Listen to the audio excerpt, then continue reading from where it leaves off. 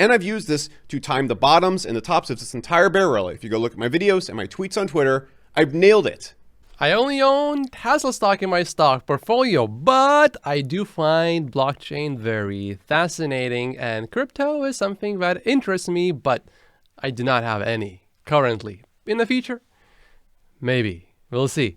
But let's see what Alex has to say about crypto potentially crashing even further, as many as 10 times lower. People in crypto are about to get wrecked. Whew, sounds scary already.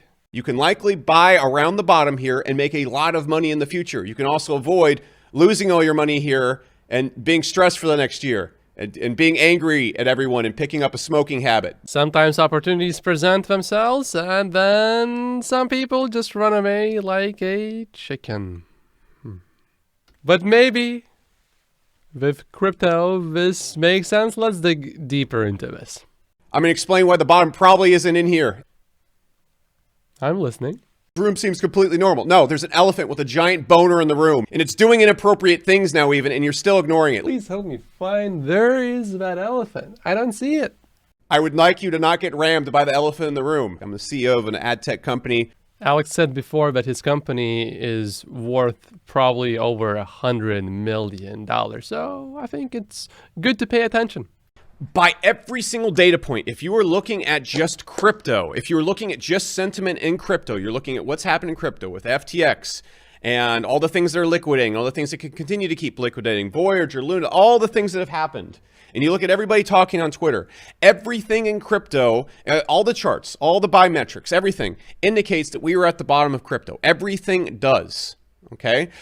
Yep, and I was seriously considering earlier, maybe, just maybe, but Tesla stock is looking even better now. So I don't think it's even worth it.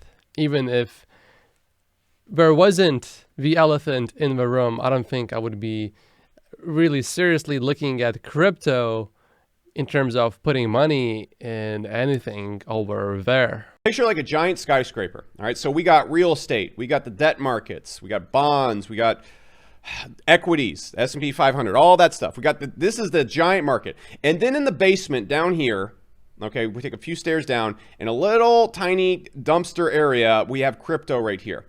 Okay.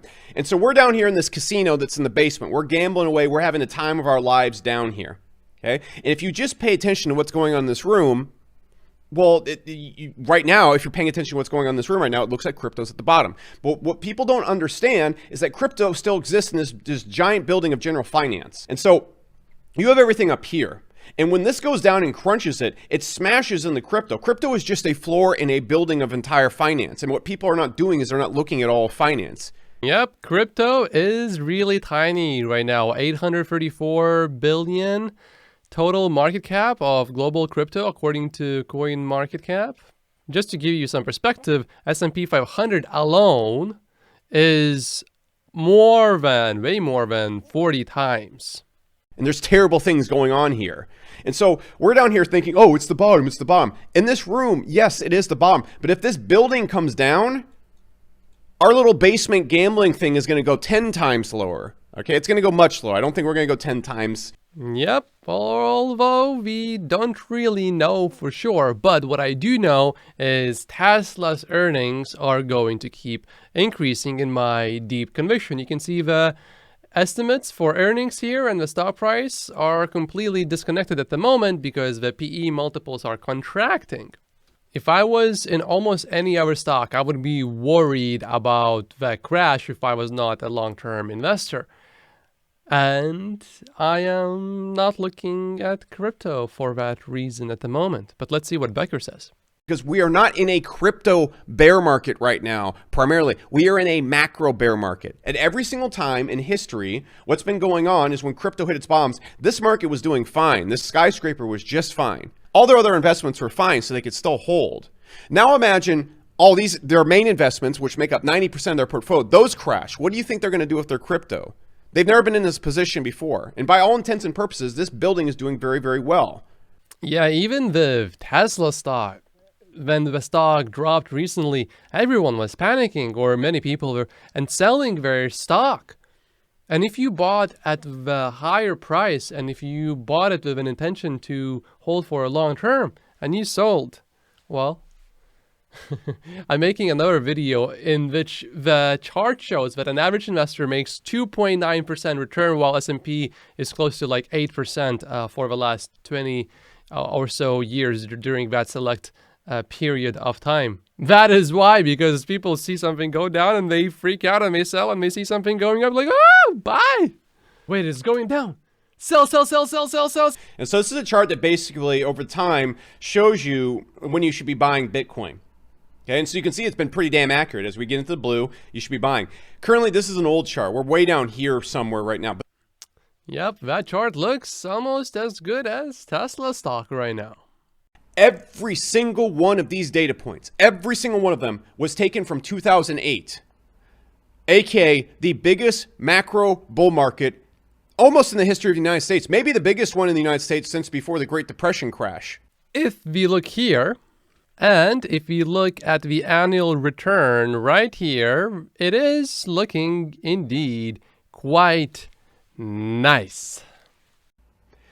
There's never been a time in this entire chart right here where we were in a bad macro trend. I'm talking massive rate hikes, no money printing. Money was being printed this entire time. Okay, the number one thing that boosts the markets. The amount of money that we printed in the USA is absolutely bonkers. The entire time. We weren't seeing real estate crashes. We weren't seeing consumer credit hitting all-time highs. We weren't seeing layoffs. We weren't seeing people getting laid off into massive credit debt, into inescapably high house prices, and their stocks and their 401ks crashing all the time. We never had a single of that in any of this. Yep, we are seeing some of those layoffs starting. For example, Amazon is now also planning to lay off people. And so this is a good chart to analyze how people behave when everything else in their lives is going fine. When institutions, big investors, when every other investment they have is going great, up only.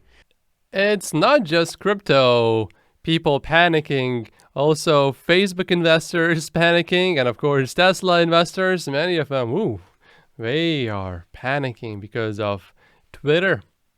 This is not an indicator of how people will behave in a true bear market of macro proportions. 100% agreed. That's why I'm not considering crypto seriously, not at this point. That is, if I do later, then it would be a small amount anyway, just for your information. But if Tesla keeps looking this good, it's just going to be all in Tesla. It's stupid to use this. It's idiotic. It is the dumbest thing I've ever seen. It is like measuring a guy running a 40-meter dash. You take his 40-meter dash time. Then you have him come back. You put a 200-pound sack on him. And then you go and let him run. And he runs much slower, obviously. And you go, why is he running slower? It's because you were using data from when the market was absolutely perfect outside of crypto to now, when the market is about to nuke, in my opinion, outside of crypto and come down on top of crypto, and people's behavior is going to be way different here when they're in massive credit debt, they can't afford their house, their 401ks are crashing, and this applies to all the funds and institutions that are also holding their money and investing all their money. As you guys know, I am a rather conservative investor, so this one I'm going to sit out. I'm going to let you all play, invest, and see what happens. I hope you make a lot of money, but this one I am going to just sit out and do nothing until we know that this bear market is for sure over. I own a pretty large ad tracking company. I don't want a recession to happen. That's primarily where my wealth has came from. So by all means, I'm rooting to be wrong here. I would prefer a nice soft landing. We don't go into a recession and everybody keeps spending tons of money on ads and marketing and stuff like that. I hope that is the outcome. But the more I look deeper, the more worried I get, unfortunately. But because I only own Tesla stock, a recession is actually a good thing for Tesla stock because it will just clean up all of the companies that are not making money, that are supposedly going to compete with Tesla. Many of them will go bankrupt during a recession. So for Tesla, this is actually really good. Although short-term, this may hurt the price of a stock. But long-term, because I'm a long-term investor, this is actually a good thing. But here's what's about to happen, and it's very simple. So if you go and look at when rate hikes end, here's a chart of when rate hikes end. More consistently than not, when the Fed pivots and stops increasing rate hikes, that's when the market really crashes.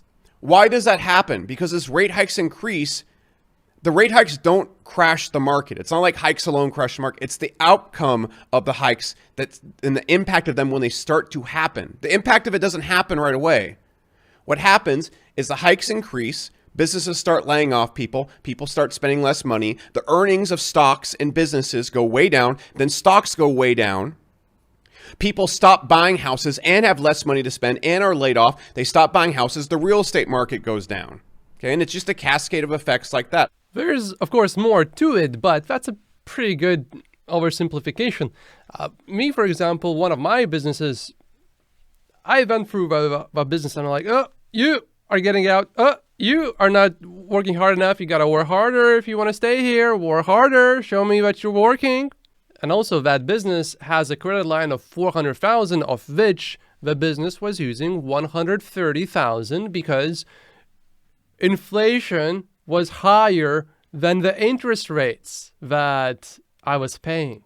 And now the interest rates are like over 6% than I'm paying. And I'm like, this is not making much sense anymore. So by the end of this month, we will have this whole credit line paid off. But guess what happens?